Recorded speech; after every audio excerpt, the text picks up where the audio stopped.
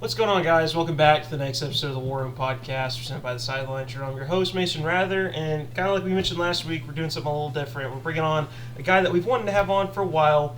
His name's Daniel Rice. He's going to be the Seahawks franchise watchdog for the 2025 season. We could be more excited to have him with us. You know, we all went to college together. He bleeds and dies for the Seahawks, and he loves football. Liam? Hey, we've been talking about him for a while. This is the man. This is the guy.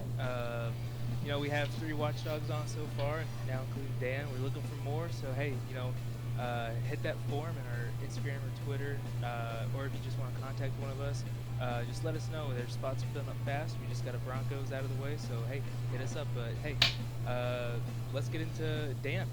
Dan, what's up, man? Hey, fellas, I'm excited to be here, man. When I heard you guys were starting to do this, I was hoping that I was going to get this opportunity. So now that I'm here, I'm blessed, man. Thank you guys for the opportunity to come here, man. This is the Warroom presented by the Sideline Journal, where the film doesn't lie. Let's get to work. Big football guy. I grew up playing football, my whole life. I think started playing when I was first grade. Just a little flag. It was just a little flag action. Then you put on the pads back in second grade, and played all throughout high school. I was a pretty good high school player. I wasn't great, so I thought about playing college. Just had some NAIA offers in like a small Division II. But I actually went on a visit to NSU, right? And they wanted me to be like a preferred walk-on. Yes, they wanted me to be a preferred walk-on, which I had a little pride, and I know they were going 0-10 and everything, and I was like, man, really? PWO? You know what I mean? But I went there, and I just look at everybody that was there, like all the players, like we had a little player forum and stuff. We get to ask them questions, and I'm just like looking at these dudes, like these guys are going 0-10 over here. Like, are you kidding me? Like, there's no chance I'm freaking playing here, dude. There's no chance.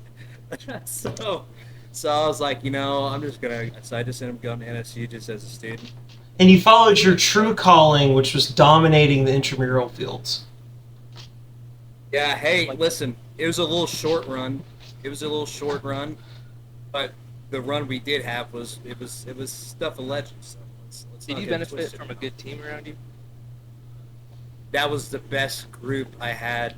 I think when I was like around my freshman year. The infamous trademark, freshman Dan, some of the guys used to throw at me, when I would say I used to kind of, school some people in intramural football. But we had a good group, yeah. But I think I definitely probably benefited with a lot of like pretty good guys around me. Webbo was a nice quarterback. He would he'd fumble a little bit in the clutch every once in a while, but for the most part, pretty solid. But that's where I met both of you guys, like through the fraternity. And I kind of hit it off with you guys pretty quick and stuff. You guys are both like, Mason's got a whole football family, and so do you. So, yeah, man, I'm just happy you guys asked me to be on here. Hoping I'm a little bit better guest than the other 2 scrubs you had here. But yeah. Well, I mean, What kind of hat you got on there? What'd you say? What kind of hat you got on there? What is that? It's a kind of a new edition. Listen, I don't do TikTok shop, but like I have made one purchase there, and it was this hat. But it's a branded Bills, though. It's a branded Bills. So I'm like, listen, like it's probably gonna be fair quality. I'm not gonna get scammed. I don't think. I bought those and then some golf tees with it. But yeah, the little new hat. I'm a big hat guy. I think hats are definitely my thing. If I find a good one, I'm gonna cop it for sure. especially if it's got K-State on there.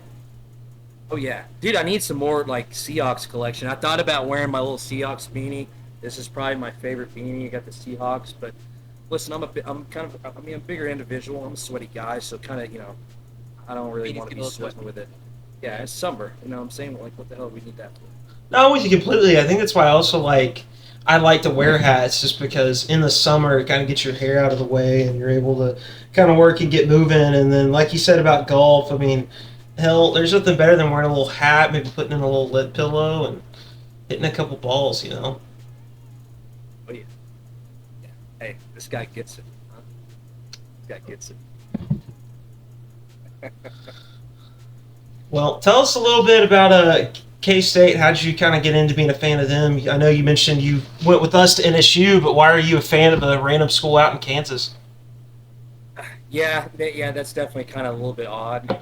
But my dad, he went to K-State, so obviously I kind of got the fandom passed down to me. I think a lot of people, they kind of want to be like their dads in a sense. So, and I think at heart, I'm not a hater. Okay, I think people are starting to like think I'm kind of a hater. It's like Oklahoma teams.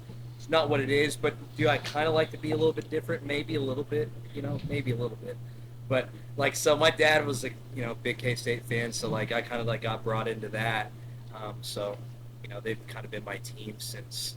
I mean, I think I remember starting to watch them probably when I was 6 years old. I remember like fondly like some of my first memories were Josh Freeman and Jordy Nelson. Like, man, we had Josh Freeman, first round pick, Jordy Nelson, who's basically a first round pick. He went like second or third overall in the second round. We had those guys and some more NFL guys, and we couldn't win freaking more than 6 games. That was like when Snyder retired the first time. It's like that's just still baffles me to this day. But I got a lot of cool stories. Like it's allegedly, but I'm Tyler Lockett's first autograph he ever gave out allegedly. Allegedly. But Where's even that? weirder, I never met him. Right? I never met him. So he used to work out at like Perfect Practice. It's like this it's really a lot of baseball guys go there to practice, have cages and stuff. But this guy, he was a trainer who coached the Oklahoma Thunder semi-pro team, but also was like a coach for Booker T. Washington, which is where Tyler went to high school. He used to train some of the Booker T guys down there, and he coached me. I played for one of his senior classic teams. His name is Rashid. Super cool guy, but he always would tell me when I come in, he's like, dude, like, and he knew I was a K-State fan. He said, man, like Tyler was just in here, like you just freaking missed him. I don't know how many times he said that to me, probably 4 or 5 different times, right? I'm like, dang. And he's like, hey, listen, you bring me something K-State, like for me to to give, I'll make sure he'll sign it, okay? If you don't get to see him, like, okay, bet that. So I had this little K-State fat head thing, like a helmet, and I left it there for him. He signed it, and he signed it Tyler Lockett number 12, because that was his high school number. He's a junior in high school, and in the backstory with like why like I want his autograph, his dad and uncle were really, really good players for K-State. Everyone kind of knew he was going to go to K-State, So, but yeah, first ever autograph. Allegedly, that's what Rashid told me, that he's never given an autograph before. So yeah, but never met him. That's pretty badass, man. You mentioned something earlier in there about Bill Snyder being your coach, and what I think is really interesting is he had an impact on fans, because in the coaching world, like my football world, he raised a lot of this new generation of coaches. Like his coaching tree is so extensive, from a lot of people spending time as student assistants out at K-State. So, I mean, how was it like kind of being a new age fan, seeing like this 80-year-old dude on the sidelines still doing it? It was nice to me because, like, most of the time when I, like, growing up, like, when he first kind of got back in, I wasn't there for the first, they call it, like, Snyder 1.0 and Snyder 2.0, yeah. because he took, like, a 3-year hiatus. Then that guy just took it back to the ground almost, and so he had to come back and save it. But, so I really only knew, like, us winning, but, like, my dad, like, when he went to school, they had, like, a 3-year period where they didn't win a single football game. Right, Shoot. like they're talking about that we were making devoted to like Division I AA because we weren't making like the fan attendance requirements and all that. And basically, they kind of like say that they made a little documentary about it, but they kind of say that, man, if he didn't get to work, then we could have been at Wichita State. Like, we just don't even have a program anymore, type of thing. So it's kind of crazy where that can go from. But you mentioned his coaching tree, like he really does have a lot of great assistants that's been around him. Like Venables, he's a player and coach. Bob Stoops was, played under him at Iowa. He was the OC at Iowa for a while, and then he came over to be DBs and then a co-defensive coordinator for a while. Brett Belima, who's doing good at Illinois, he was under him. He's had a lot of really good guys that's been under him that's gone on to be like pretty good head coaches elsewhere. Both the Stoops guys were there, Mark Stoops. Yeah, and didn't he have this phrase called EMAW? Could you explain that one to me? Every man a Wildcat, baby. I don't even know where it really originated, but like it's just something I've always heard, So like, yeah, we always throw a little every man a Wildcat out there. whenever I see somebody driving with the K-State, I do it. I'm not even a emo. Yeah. Yeah. I think our logo's pretty like universal to this point now. Like we all kind of Purple know, with the like, Wildcat, it's just hey, Cats. it's up there with the ranking. It's up there. Yeah. I think this would be a fun game. How many current K-State players are in the NFL right now that you can just name off the top of your Good head? stat. Oh, Just off the Right top of your now, head. okay. Just So we got Cooper Beebe, Deuce Vaughn, hopefully still Deuce Vaughn. I don't know. I feel like the roster cuts could be coming for him this year, dude. He was on the bubble last year. But anyway, you got Cooper Beebe, Deuce Vaughn, Senate. I think Cornelius Lucas. He's been a tackle in the league for freaking ever. yeah, He's like a 7th-round pick. I don't know what I'm trying. I mean, Tyler Lockett's still in the league. We got DJ Reed. I think Duke Shelley's still in the league. We got, I think Cody Whitehair's still in the league. he is. Okay. Dalton Reisner. Oh, I love Dalton Reisner. He's one of my favorites. Damn. Yeah. I'm impressed by the ball. No, I'm impressed by the ball knowledge right now. I kind of skipped over Josh Hayes from the Buccaneers. Julius Brents from the Colts. You're missing out on a QB. Skylar Thompson, dude. Will Your Howard, guy. like we're gonna lump in Will Howard. Okay, yeah. So that's the debate. Same. You're a K-State fan. Is Will Howard an Ohio State QB or a K-State QB? I don't mind Ohio State adopting. I think it's hard not to when you won a national championship for you. But my thing is that with the Will Howard situation, if we didn't have Avery Johnson, he would have never left. And it was a pretty amicable split because listen, we had a really good guy that we really wanted to use this year to get his feet wet, and then Avery's probably got another 2 years, so like we really wanted to use this year to get a lot of experience for him, so to help for the next 2 years. And Will was going to be his last year, and they kind of thought he was just going to go to the league last year, like the year before. That's really what our coaching staff thought. But, when Ohio State kind of offered you, I think that's definitely pretty eye-opening. It definitely helped them out. And like what you said, it really helped him out with Will Howard, so he got to go play for Chip Kelly. I mean, where's Chip Kelly now? He's the OC for the Raiders. So, I mean, he got to play in a pro-style system, and, I mean, curious what you think and maybe what Liam thinks about his fit with the Steelers now. I think he's probably going to be a pretty good fit there. I just like their system. I just like Tomlin as a whole. I know a lot of Steelers fans have maybe kind of become a little like lukewarm with him, maybe, because they kind of hover around that 500 bubble, or they're getting into the playoffs and losing. Man, it's hard to win though.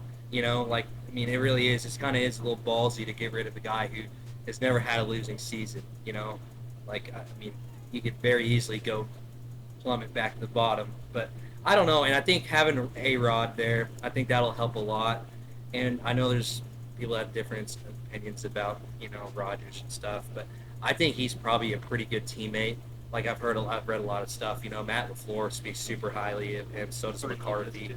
And Jordan Love does too. And that's what I've heard LaFleur talk, that he really helped Jordan out a lot, and that honestly probably a lot of his success early on, like having a guy like Rodgers you've been under his wing will help. And looks like he might only get a year with him, but I think that's kind of a big year. And he's an older guy too.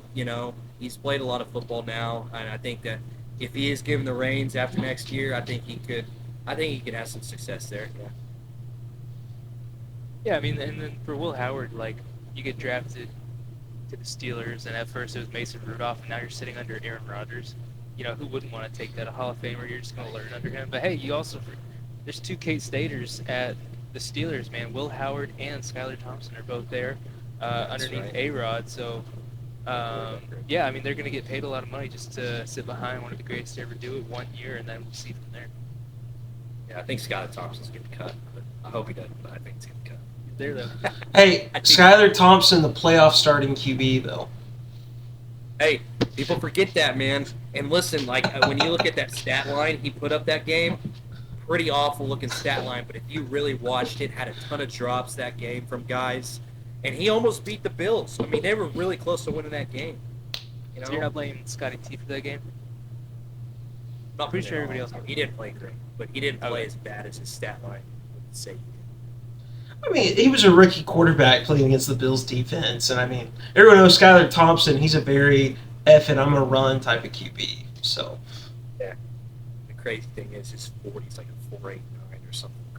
He's not even a fast dude, but he's got a little scramble ability, maybe a little quickness, a little like I don't know, but I think this is going to be the end of the road for him. I think he's going to be kind of maybe he could be like a little CFL legend.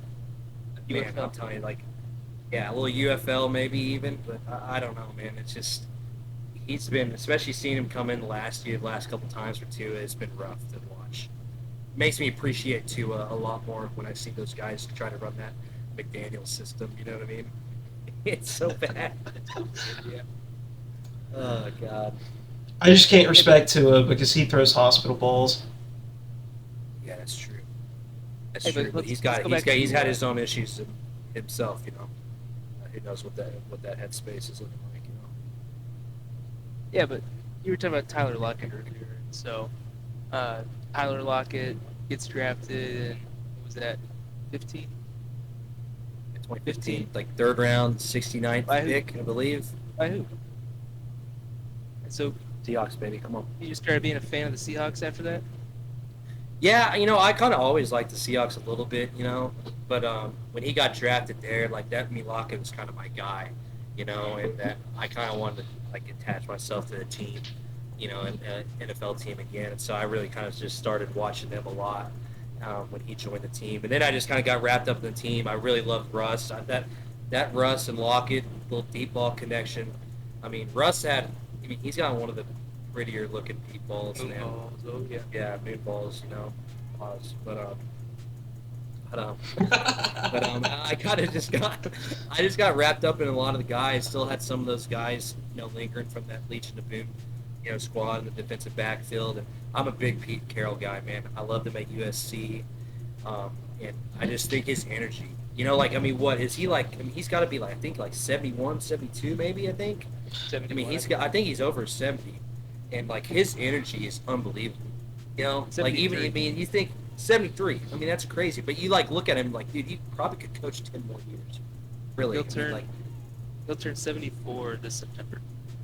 That's nuts. Like that's crazy. But he looks so good, and you could just tell guys liked him. Like it seemed like everybody loved him, except Earl Thomas. Earl Thomas obviously doesn't, like him that much anymore. But even I saw Pete in a little interview. He's like, dude, hey, like I like Earl still, but it's not reciprocated.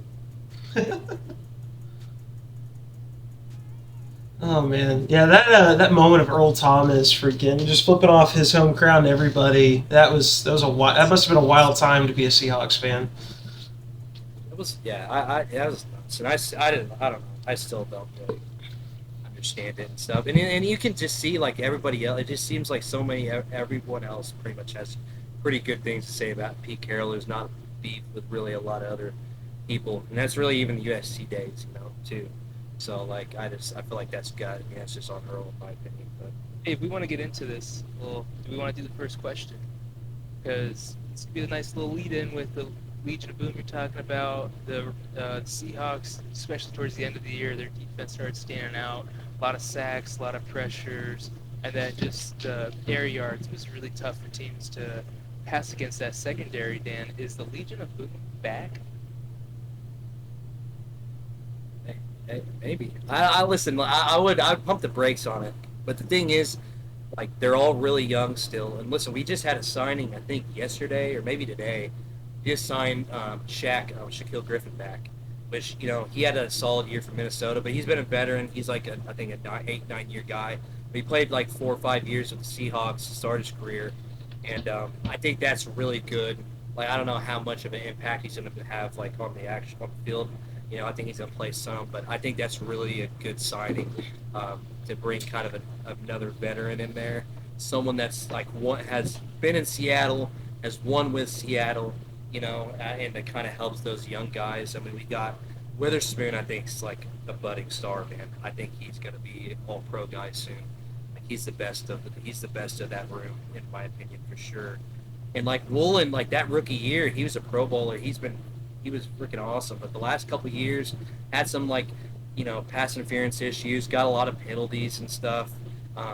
I think he kind of hit a really big sophomore slump. I know you see that with like quarterbacks, but I thought, him at corner kind of You can see that in experienced corner. that. Sauce Gardner had a noticeable sophomore slump. I mean, if you just True, come out yeah. your rookie year and have an All-Pro, it's just tough to match that. And so, but those penalties, would you rather those be touchdowns? So, I don't know. Yeah, that's my thing. I mean, yeah, if you think you're going to get burned for a touchdown, like let's throw him down. We'll take our 15 or whatever, spot the ball wherever it's at. So I get it. But my guy, like the guy I'm really freaking excited about is that Heeman Wari. I don't know. I probably didn't even pronounce his name Out of right. South Carolina.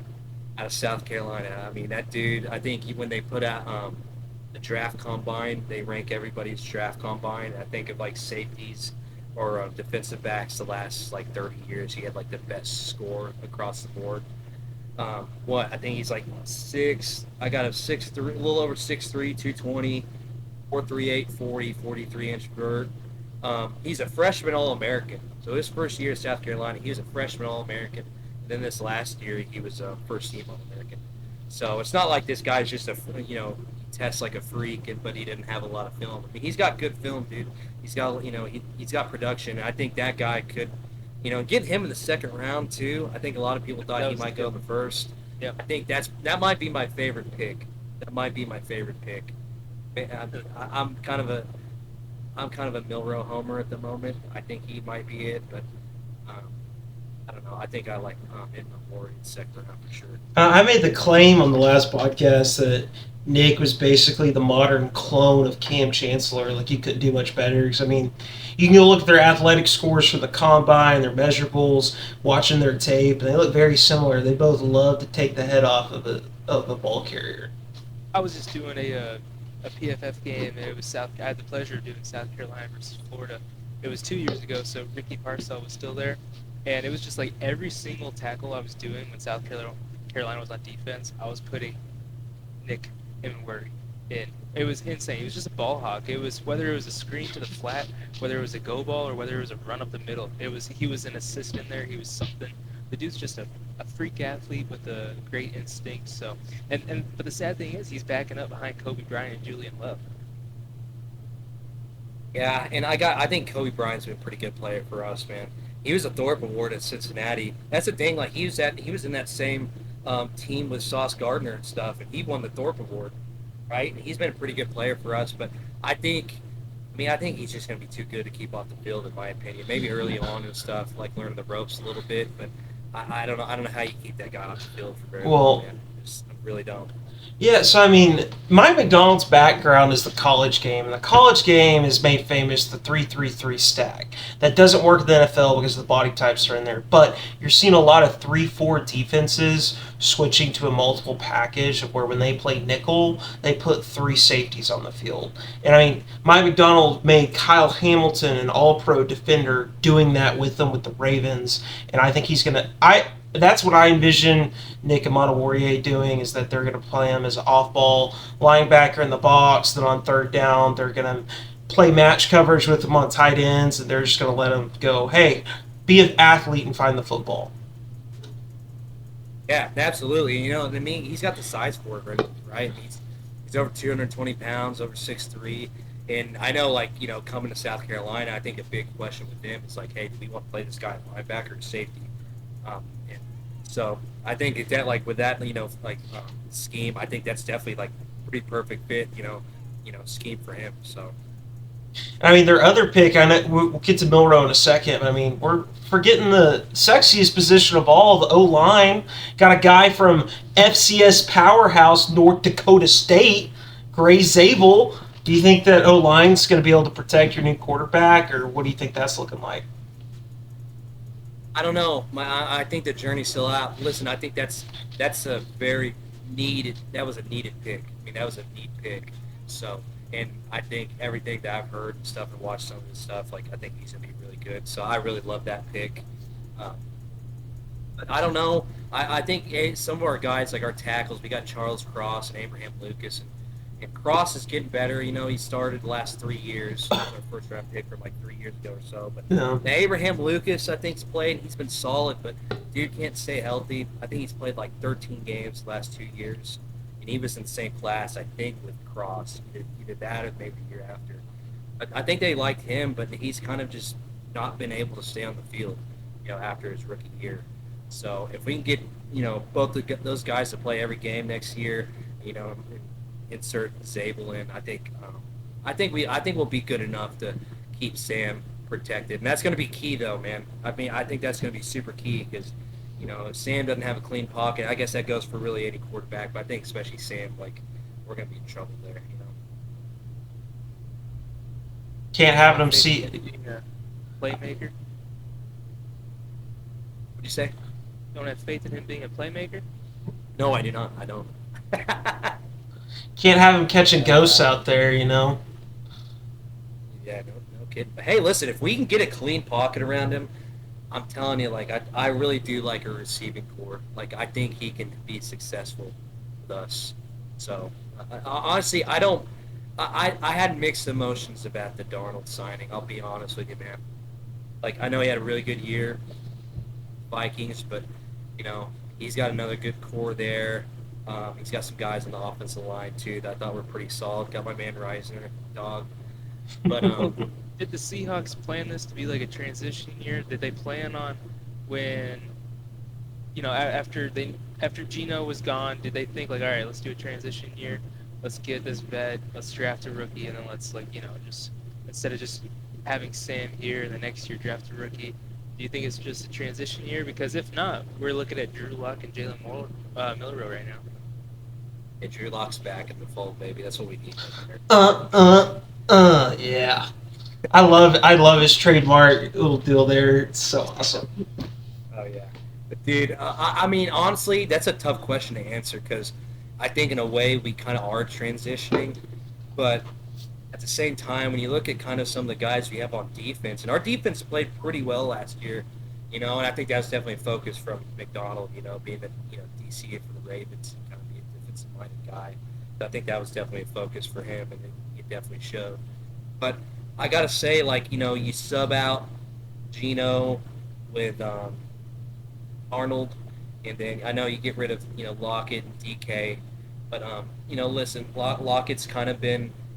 Last 2 years, you've kind of seen a little age take a factor, and I think he still has a little bit left, but I think he saw the rise of JSN. I think he's gonna keep getting better. I think he's gonna be really good. And listen, if Cooper Kupp can stay healthy, I still think he'd be one of the better receivers in the league. I really do. But that's a big if, right? I mean, honestly, and having a wide receiver 3 of MBS, I think that's pretty solid. You saw him last year take the top off some defenses a couple times with some big, long touchdowns.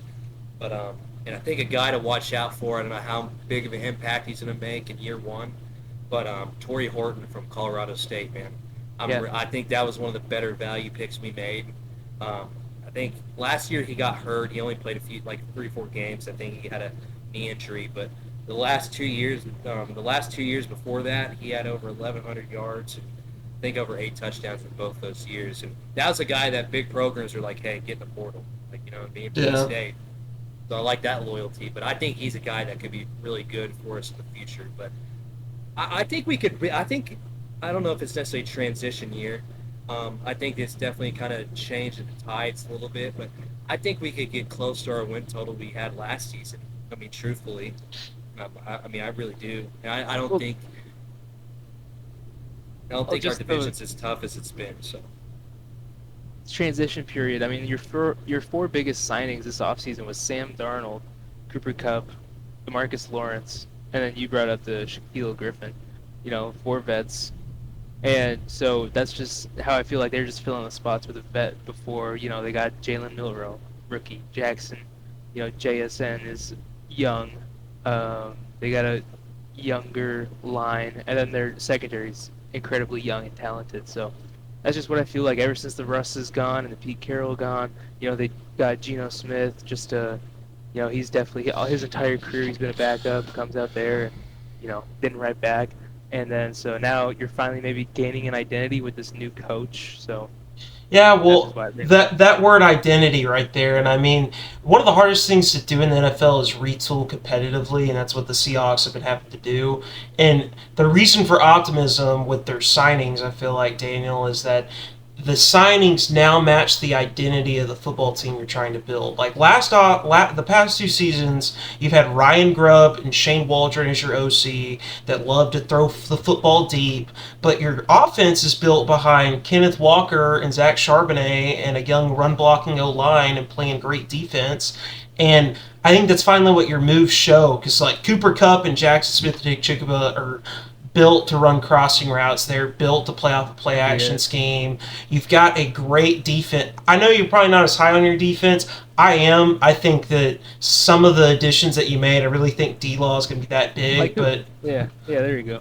I just, personally, I think for a retooling, this is a transitioning year, they finally matched the identity with their personnel. Yeah, I definitely see that too. And honestly, I'm pretty high on our defense. Like, I mean, we traded for Ernest Jones last year from, I think, the Titans.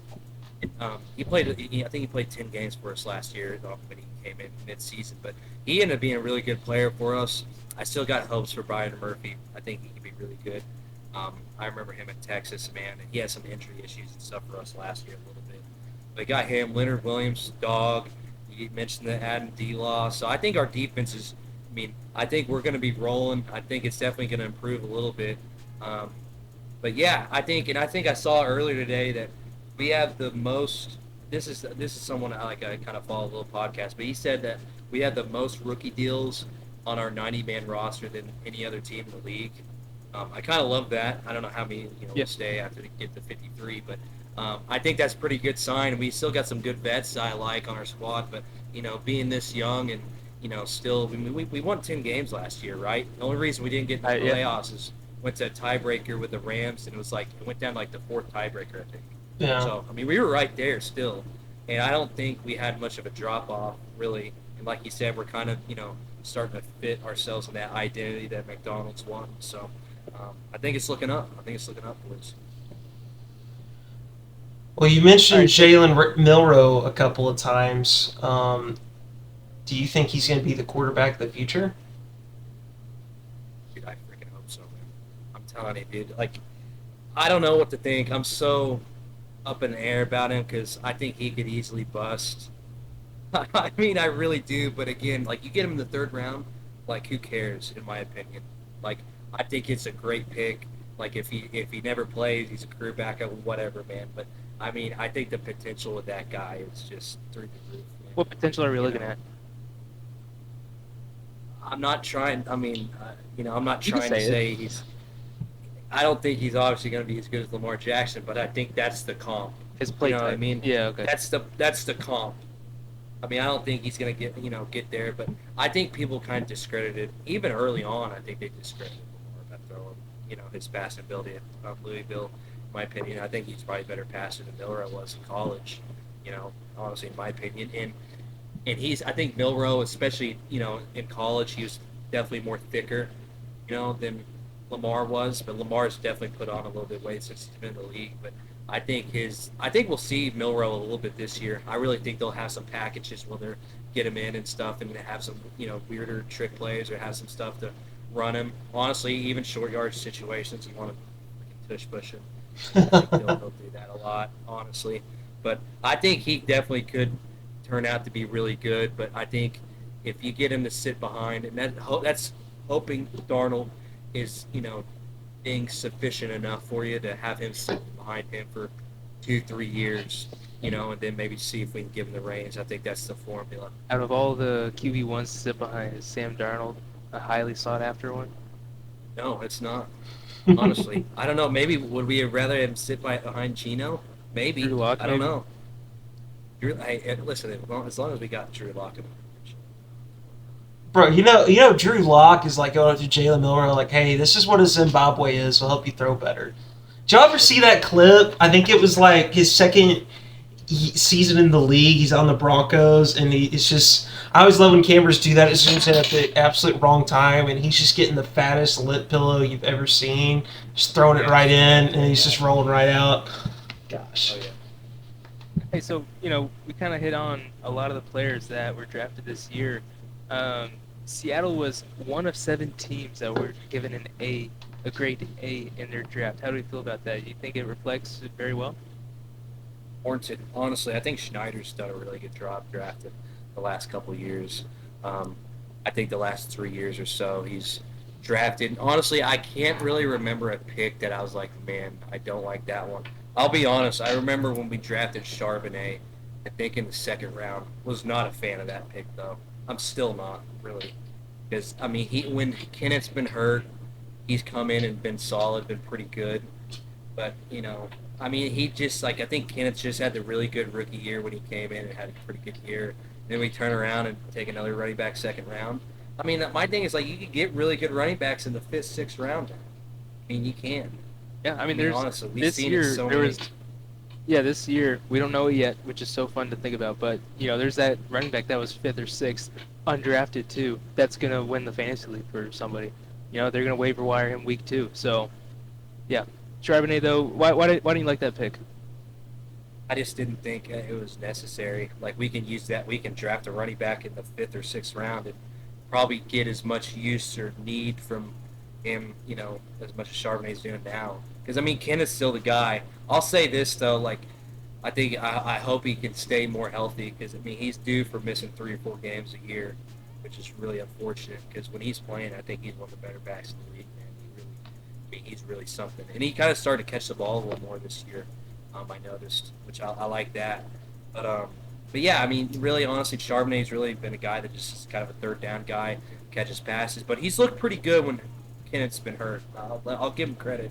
But I just think that we could have used that for something else. Could have got another lineman, offensive lineman, or lineman either side of the ball. Well, hey, you were talking about running backs maybe drafted later. The next 2 running backs off the board were Kendre Miller. Saints drafted him at TCU. And then after that, same in the 3rd round, was Devon Achane. Yeah, that's pain. That's so pain. And then Tank Imagine. Bigsby. So, I don't know. I like Tank Bigsby. No way. Really, that's a bold take. Because, I don't know, I mean, I'm just not a big sharp guy, dude. I'm just not. Wasn't Pete Carroll still the head coach when y'all drafted him? Yes. That's just a Pete Carroll pick. He loves his running backs. I mean, who did they take 6th overall this offseason? I don't know what he was season? thinking. I don't know what he was thinking. That He's thinking, I'm gonna get that running back. We're gonna run the football. Hey, I'll say this though. I wouldn't say it now, obviously, but I would have took Kendre Miller at that time over Charbonnet. That's me being a Big 12 guy, and I saw him twice that year. But I mean, he gashed us pretty hard, man. But I probably would have liked that pick over him. But I mean, that's probably not saying true today. But yeah, I'm just not a fan. That's fine if we got him in the freaking 4th or something, even. But 2nd round, I don't know. I'm not crazy about it. Hey, so tell us about, last year, start off 3-0, feeling pretty good. Lose 3 straight, kind of a roller coaster, up and down year. Lost OT to the Rams, week 9. JSN towards the end of the year was just lighting it up. He was the leading receiver for the team for 5 straight weeks, 6 straight weeks. End the season with a win against Chicago, 6-3, and then a win 30-25 against the Rams. So 10-7, good year. What are we looking at 2025? Probably would need to take another view of the schedule again. But I mean, my thing is that I think we can be just as good of a team, if not a little bit better than we were last year. I mean, truthfully, I think it obviously comes down if Sam's going to turn back into Sam. If this was just kind of a flash in the pan, could have been honestly. But I really do like our squad, and again, I think we could at least split with every team in the West, right? And I think we probably can sweep the Cardinals. I mean, truthfully, right? Because Really? I'm not loving. I do. I really do, man. I don't know. I feel like we've always done pretty well against the Cardinals too, man. No matter who it's been. You saying the Cardinals are your little brother? Is that what you're saying? I definitely think so. They haven't really. I mean, they had that one cliff year when they went undefeated for a while, cooled off, and then I think they got beat in the 1st round. But we've always had really good games against Cardinals for the most part. I could be just having a selective memory, but I don't think I'm wrong. I don't think. But I think we could split with the Rams and Niners. I do. Mason, I believe that we had something where it's going to be like the entire year, pretty much. The division's going to be 2 games between first and fourth place. Yeah, so I mean, like, there's this free every game predictor that you can do when you want to have fun doing it, and I predicted every single game, like, just did it all. At week 15, the Cardinals, Seahawks, Rams, 49ers, they were 2 games apart before they played their final divisional games. Because, I mean, I see this going down to the wire. Like, I see the Seahawks, if things go wrong for them, it's 8-9, 7-10. If everything goes right, it's 10-7, 11-6. Like, it's going to come down to like 2, 3, 4 games. You know. I think honestly that's a pretty fair assessment of that. It was pretty tight last year. I mean, really. I mean, again, us and the Rams were tied. You know, and the game had like the 3rd or 4th tiebreaker, and Rams got it and got in the playoffs over us. But I think you're probably right. I think it'll be pretty close race throughout the whole, division again. Just real quick on the Cardinals, you've won the last 7 straight games, and the last 10 games you've only lost 2. So 8-2. That's what I'm saying. They're little bro. How will you feel lining up against your old head coach, the Raiders, this season? Is that a home game? I don't remember. I don't remember if it is a home or away game. Shoot, it might not even be a game y'all are playing. I just, for some reason, I feel like I remember doing that. Is the Raiders and Seahawks played? Raiders, Seahawks. Man, NFL, what are we doing? That would have been pure. Right, that would have been nice. That would have been nice. And listen, if that were to if that was taking place, and it was in Seahawks, you better get a standing O. Buddy deserves it, man. Pete's a fan favorite, man. I think he's a player coach. A lot of guys always freaking rally around him, and he won a Super Bowl with the 2. Should have won 2. You don't have any resentment about not handing Marshawn Lynch the ball on the 2-yard line?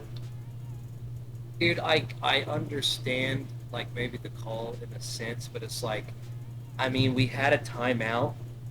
I think we still had a timeout, and it was 2nd and goal.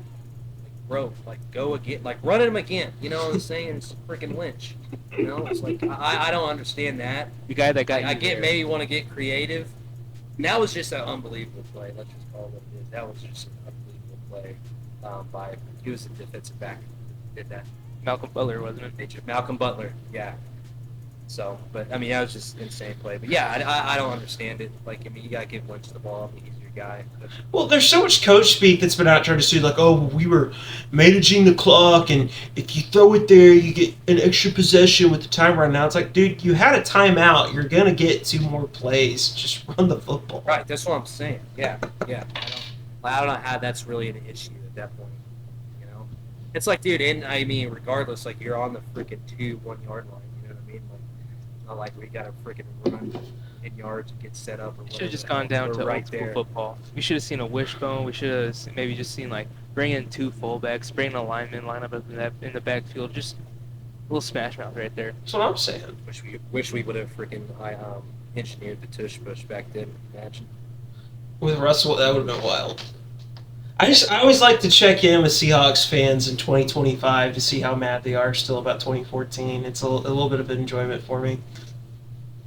I think the Seahawks as a franchise just looked on a lot more favorably too, man. I mean, you went back-to-back championships. How many really people have done that, right? And you get 2 chips and you get 1 over the GOAT.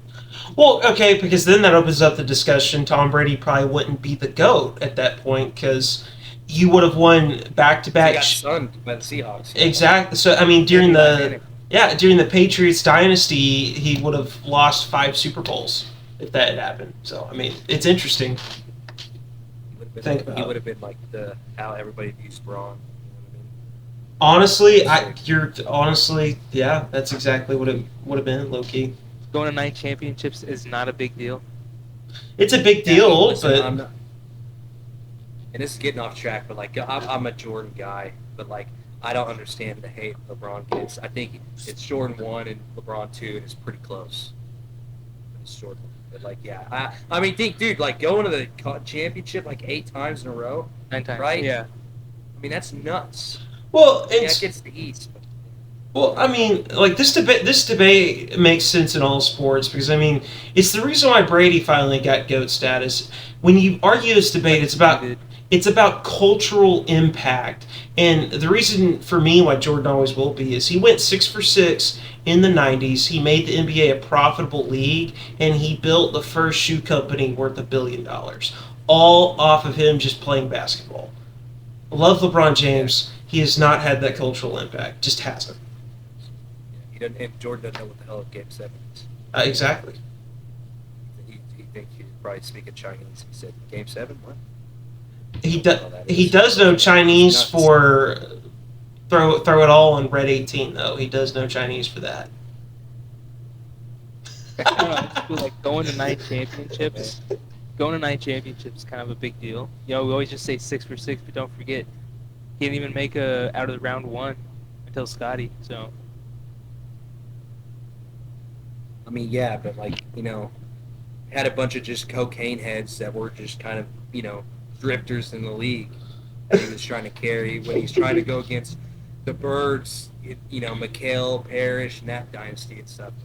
My last thing I'll have for this is that, hey, Steve Kerr has like the same amount of rings though too, so he's made a bigger impact than Michael Jordan. That's insane. That is such a crazy thing. All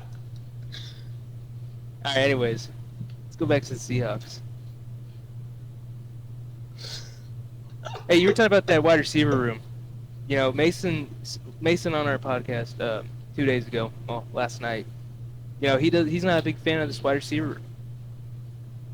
You know, you got JSN as 1, Cooper Kupp as a 2, old Cooper Kupp, MVS. I like Torrey Horton as well.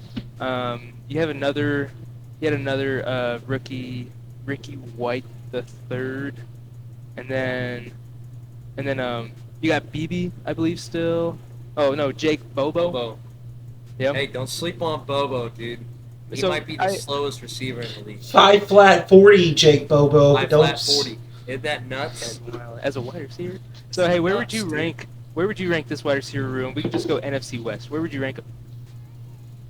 You know, we got 49ers, Brandon Ayuk, Jennings, and they got who's their third? I don't know. Ricky Pearsall. Still got George Kittle. They've got CMC as a receiving option. We're doing wide receiver room.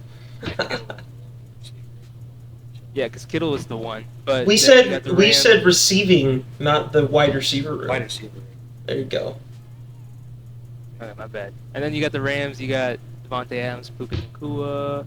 You got Tutu Atwell as a 3, who's a solid 3. And then we go down to the Cardinals, and I'm not a big fan, but Marvin Harrison, Greg Dortch, and then who's the second? Michael Wilson.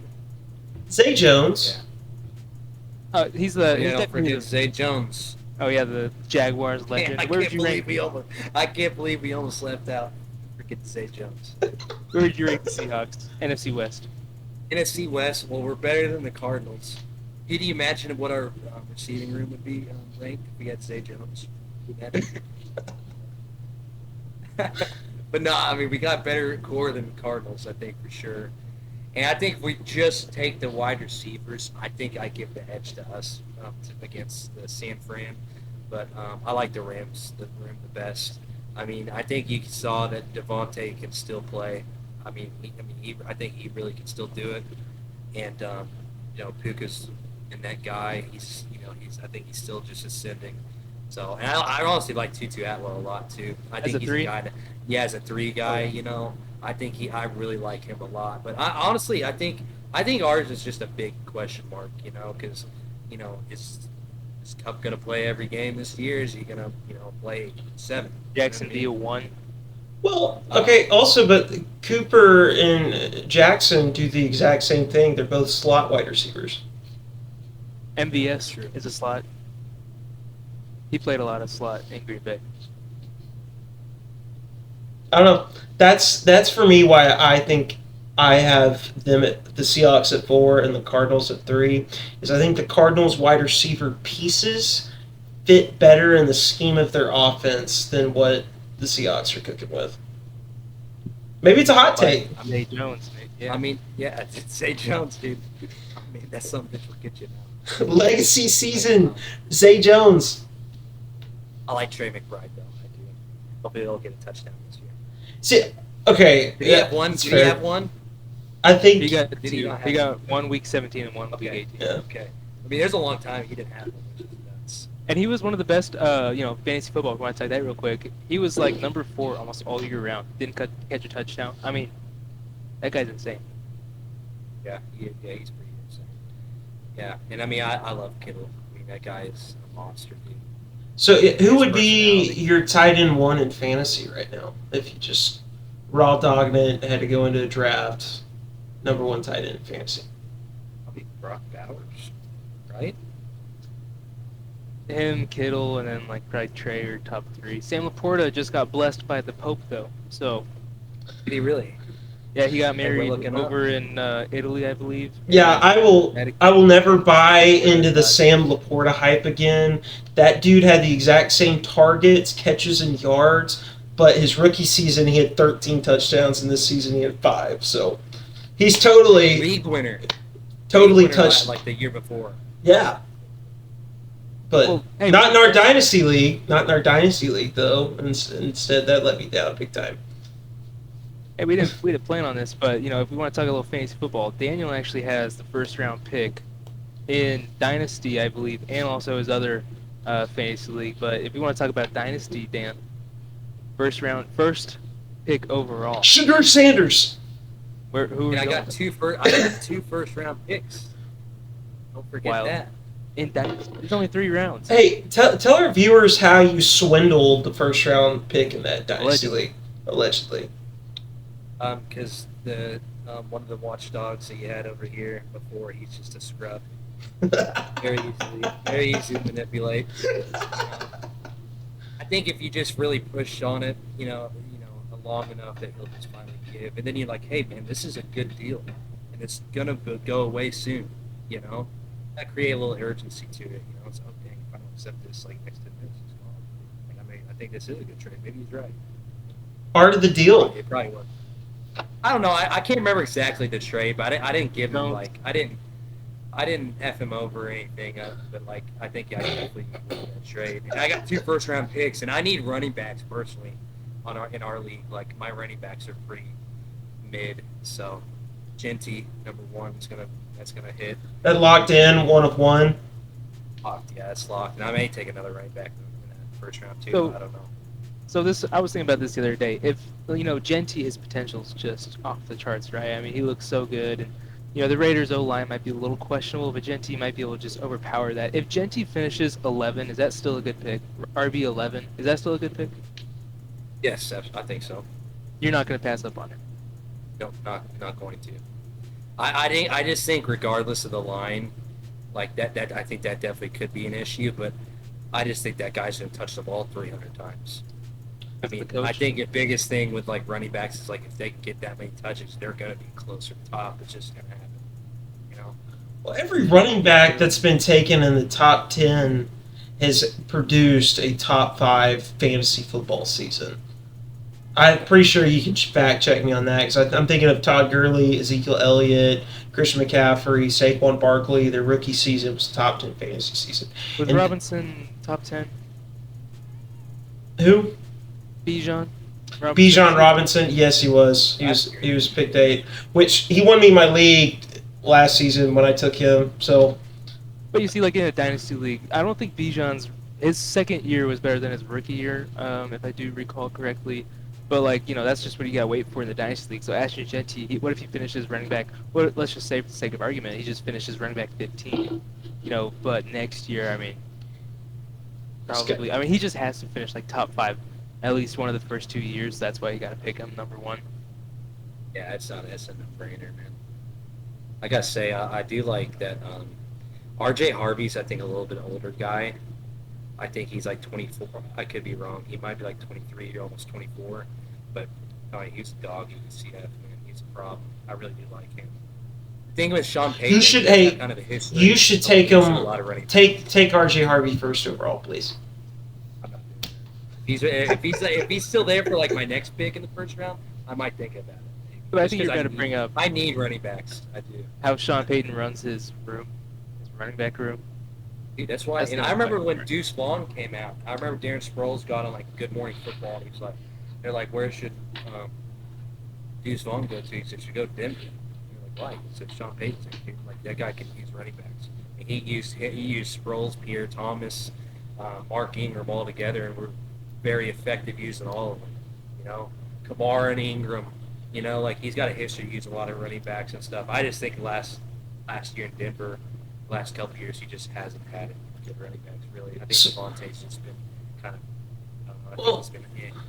With Sean Payton, what makes his I always try to avoid, unless it's Drew Brees playing quarterback, for Sean Payton offenses in fantasy, because from a football perspective, his offense is based off of, they don't measure production, they measure, okay, Cortland Sutton has 4 touches, now we need to get R.J. Harvey 3 touches, now we need to have Bo Nix run at this, Franklin needs to catch this. Like, he measures it in touches and wants an even distribution. Well, that sucks for fantasy, because fantasy, it's like, I want to hand my guy the ball 30 times. So, I don't know. I'm just thinking there. I know they signed. Who did Denver sign? J.K. Dobbins. J.K. Dobbins. Yeah. Yeah, I knew they signed somebody else. No, they got R.J. Harvey, they got J.K., they got Jaleel McLaughlin, Yeah. and then they got Estime, who he had a couple games where you're like, this guy's quick. This guy, he's special. I'm not saying he's special. I'm just saying there's a couple games where you catch a screen and take it for 40 yards, something like that. But these 4 running backs, all kind of built the same, except J.K.'s a little bit on the older side. But that's just a little wild to me to think about with the Broncos, what they're doing in the running back room. They should just run Wildcat with Bo Nix. Yeah, that's what they should do. Just run the Wildcat, solve all their problems. Well, Daniel, we really appreciate you having me on for this. We wanted to have you on so that way our viewers could get inside the mind of who you are. So that way, when you come on week 6, week 7, when Jalen Milroe ran for 300 yards, you could be like, "I freaking told you so." So, really excited that you could come on and drop a little knowledge tonight. Hey, pleasure's mine, fellas. I've been waiting for this little invite. I'm inviting the other 2 guys before me. I don't know about that. Hey. Hey, we gave you the feature-length episode, though. Hey, I do appreciate that. I do. I think it was warranted, respectfully. Humble, but I think it's warranted. Well, hey, we're hoping for the same energy. We're hoping for maybe a little more when we bring you on. Like, what is it? You play the Titans week 12. When you play the Titans week 12 and Cam Ward whoops the Seahawks, we're going to need you to come on and vent, all right? If Lockett has a nice day, it would make it feel a little less. Make it feel a little better. Hey, do you have the Seahawks? That's up real low. Do you have the Seahawks schedule pulled up, Liam? Yeah, I got it. Do they play the Patriots? No. Darn it! I was gonna. Jaguars. The 5 random teams are Jaguars, Houston, Pittsburgh, New Orleans, and then. So when Aaron Rodgers absolutely just dots up the new Legion of Boom, we're gonna have to get Eli on here just to spew pure hatred towards you, Daniel, and make you defend it. Eli's not a watchdog yet. So He's not. That's true. Maybe Cody.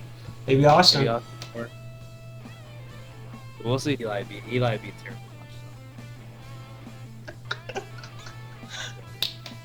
All right, man. Well, we really appreciate it. I hope you guys enjoyed this episode, and we'll see you next time. See you. We hope you enjoyed this episode of the Warroom podcast presented by the Sideline Journal. We're close to passing 200 followers on TikTok. If you haven't followed us yet, go click over there. The link's in our bio.